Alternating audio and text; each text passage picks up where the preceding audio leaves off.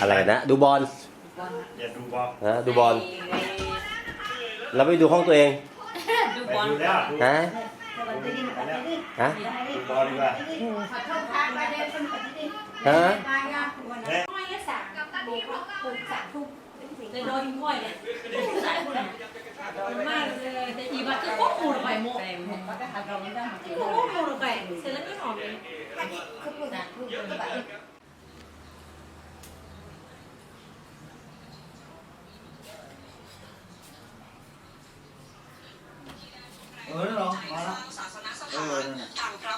อะไรฮะทางแหล่งน้ำได้เสียงขนาดใหญ่ไม่มาไม่มาที่อยู่คู่บ้านคู่เมืองมาแต่โบราณทีวีที่นอนนิ่มมากเลย เคาน์เตอร์บาร์ที่เรารู้จักที่วัดปากกุงหรือเจดีย์ชัยมงคลท่านเคยจำวัดอยู่ที่นี่แล้วท่านก็เป็นคนตกลงตายไปเท่าไหร่ตำบลขาวทองนะครับเคยจำพรรษาอยู่ที่นี่ไม่ได้ดูข่าวเลยอ่ะเจดีย์นี่แหละไหวปลาได้โลเนี่ยปลาเป็นโลเนี่ยหลับสบายสบายห้องแอร์เย็นเนี่ยท่านก็เลยไปสร้างที่ เย็นสบาย ห้องแซ่บมีแอร์เย็นเนี่ย เจดีย์ชัยมงคลนะครับที่นี่ ห้องน้ำปกติเอาเสื้อไปตากกันเหรอไปตากแล้วคำพูดของครูบาอาจารย์พ่อครูแม่ครูที่อยากจะสร้างนี่จะสนองต่อหลวงพ่อสวดจะสนองต่อก็เลยถามว่าเมื่อไหร่จะอนุญาตให้สร้างที่เพิ่นบอกว่าพระธาตุเจ้าสิมีคนมากงมแห้งงมใจซอยสีเหลี่ยมอีดอกแค่นี้ก็หมายถึงว่าอนุญาตให้สร้างก็ไม่อยากให้มี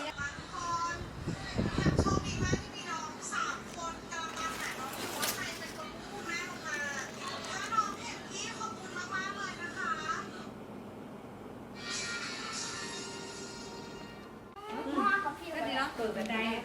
ว่าเราก็ดีอ่ะนี่เนี่ยบันไดแล้วเนี่ยชนบันไดสักให้ตาบอดไปสักว่าเราเมื่อวันเราเนี่ยเหรอห้องเนี่ยที่อยู่กันเรือประมงห้อ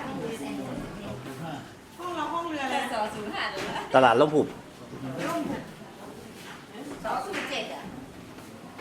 อันนี้ก็206206แล้วตอนเนี่ย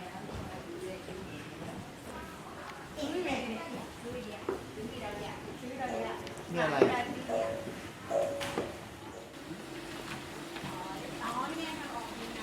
รฮะหน้าบ้าพกกันในจีเดียวท่านชาเดี๋ยว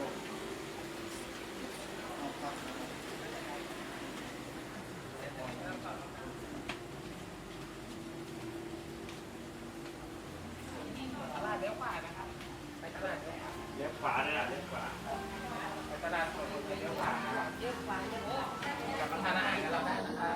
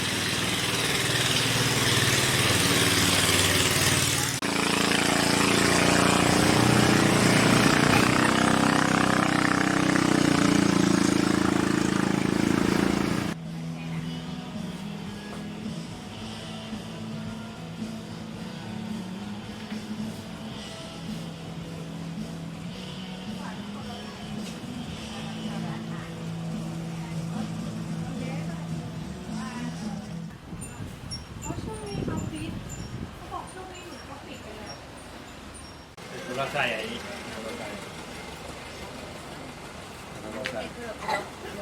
ใช่นะในบัตรแล้วเราเป็นไม่เอาไหม ทะเลดูนี่เขาพูดเจ้าเลยเห็นไหมเห็นไหม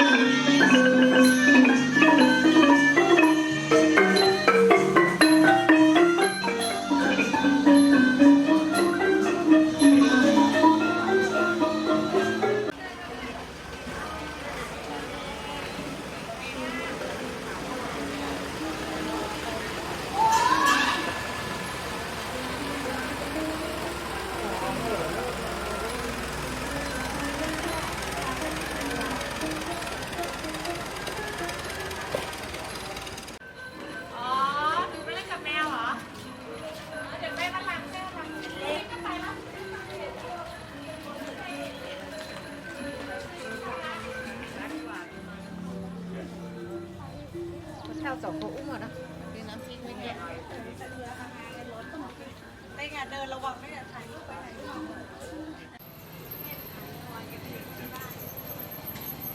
ล้วแน่ไม่บอกเลยนะคะใส่มันจะไหลจะถูก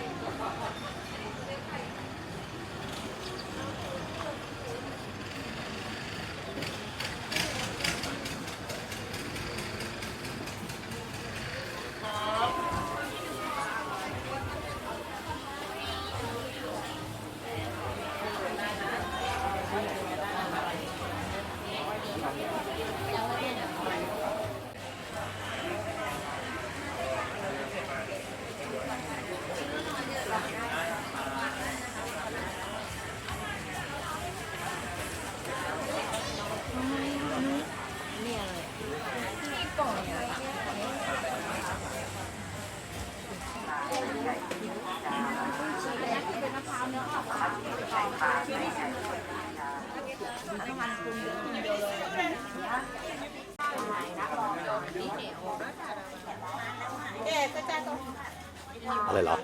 อ๋อ น้ำพริกกุ้ง นี่นะกุ้งไม่มีเจ้า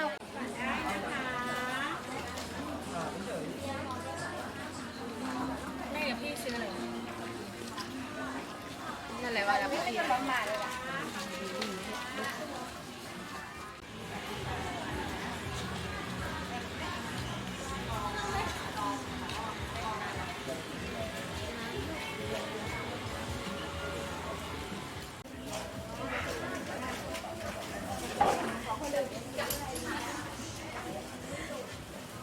อะไรปุ้ยซื้ออะไร แม่บอกขัดคิ้วต้องอีกแบบนึง อ๋อ เอาละฮะ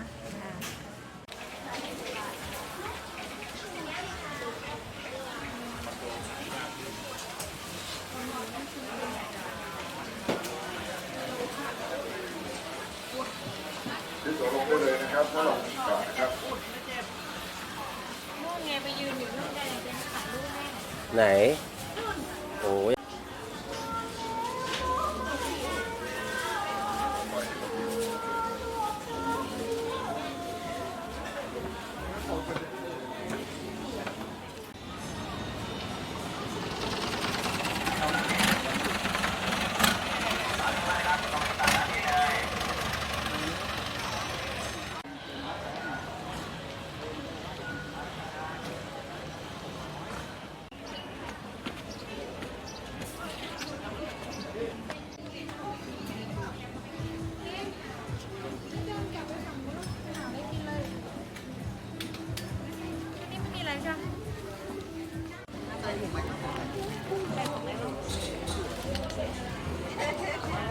ปลาทู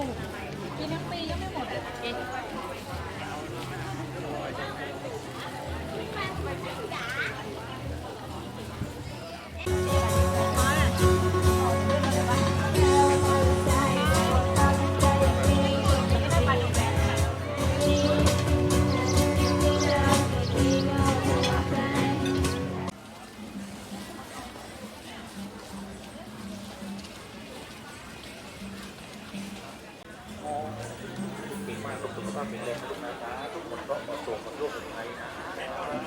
คนนี้นี่หมอพาไปอาบน้ำเบิ่งแม่เบิ่งคนลงแช่ของตะเบยขอบคุณครับ60 บาทนะครับอีกใครเยอะนะครับใครเด็กฟรีนะ 60 บาทพี่ครับพี่4ท่านนะท่านเหรอครับพี่จะไปแล้วพี่ยังพี่6 บาทพี่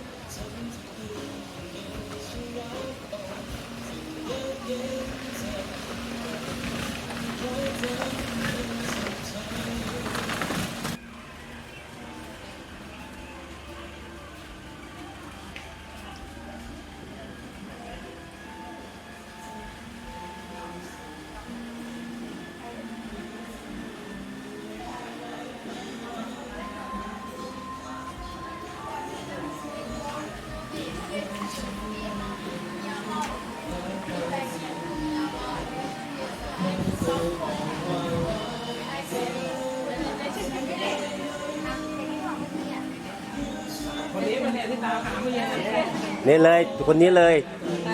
วุ่นทั้งโรงแรมเออ แอบรับแต่นี่เดินที่ด้วยนะครับ เ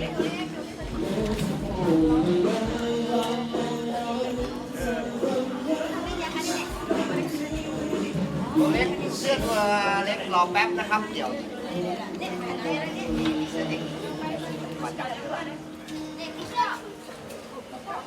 เดี๋ยวเสื้อเด็กมีครับ เดี๋ยวให้เจ้าหน้าที่หยิบให้ครับผู้ใหญ่ก็ใส่ด้วยนะครับแจกใส่ทุกคนนะครับเสื้อชูชีพ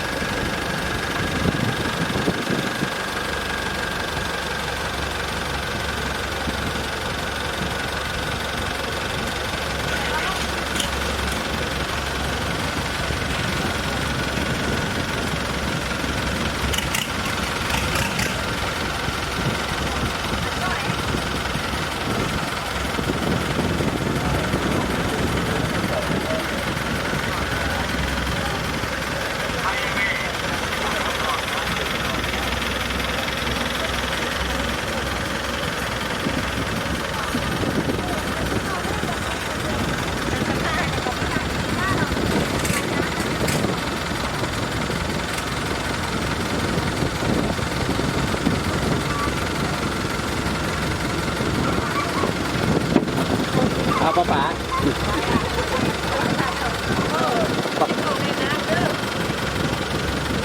เป็นไรพ่อ ไม่เป็นไร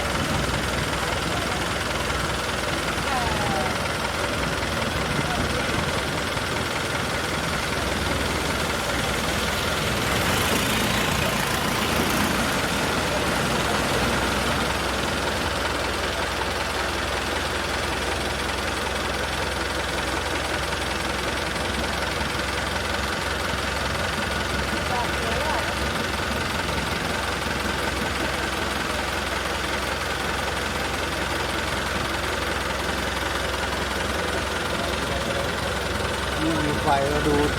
ดีไฟสว่างยาวก็เขาพยายามเปิดให้มันสว่างคนหน้าเข้ามาเดินแล้วก็คนไม่ค่อยเข้าเดินเท่าไหร่นะปิดไปนานนะครับก็เสียดายนะ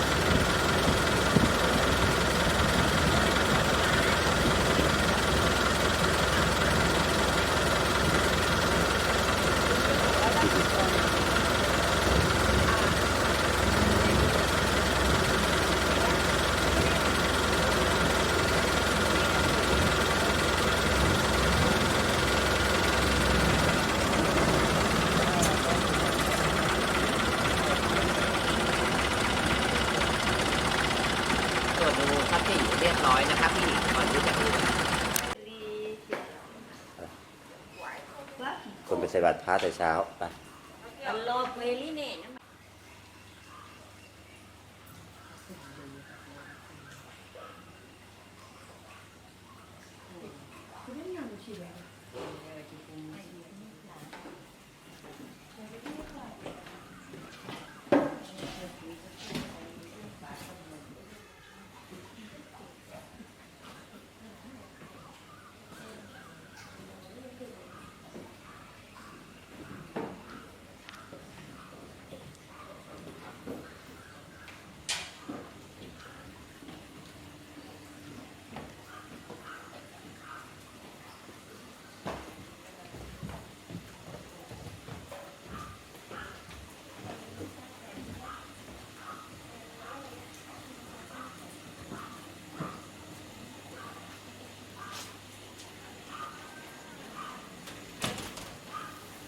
จ้า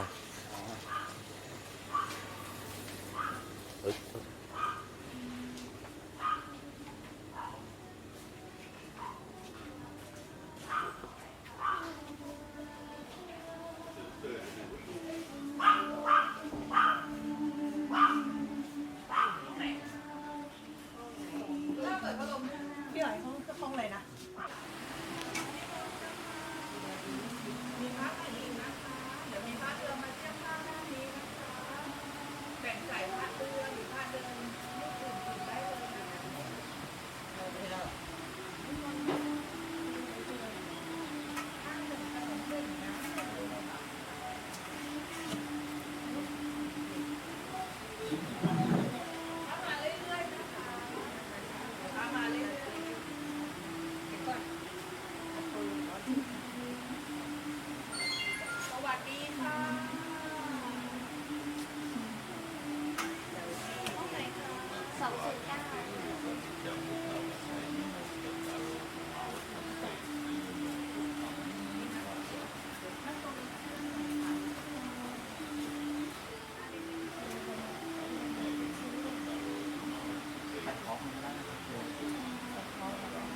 ได้ครับ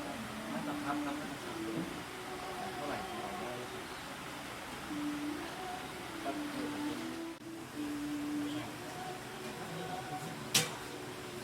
อะทิวาชนะสุขิมิสิจังมุขะปัจจายุโนจัตตาโรธรรมาวัฏันเตอายุวันโนสุขังพระยังเหลือของพระขอโชคดีนะครับ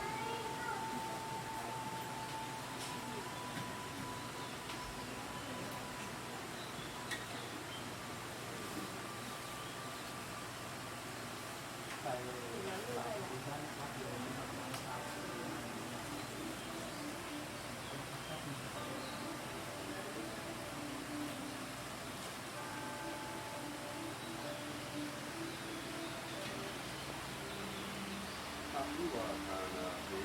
สาวิภาปจาริโยจัตตาโรธรรมาวาจาสีอายุวันโนสุขังพระยังโยปฏิสัพพะนะ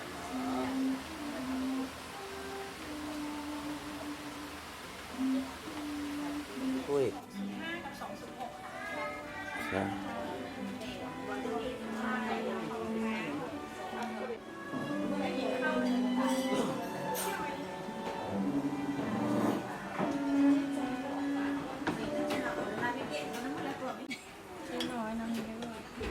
เดี๋ยวเอาขนมเส้นนะ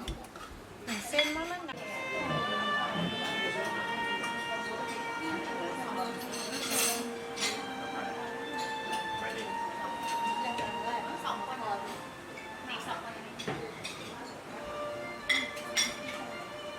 ป๋ากินเยอะๆป๋า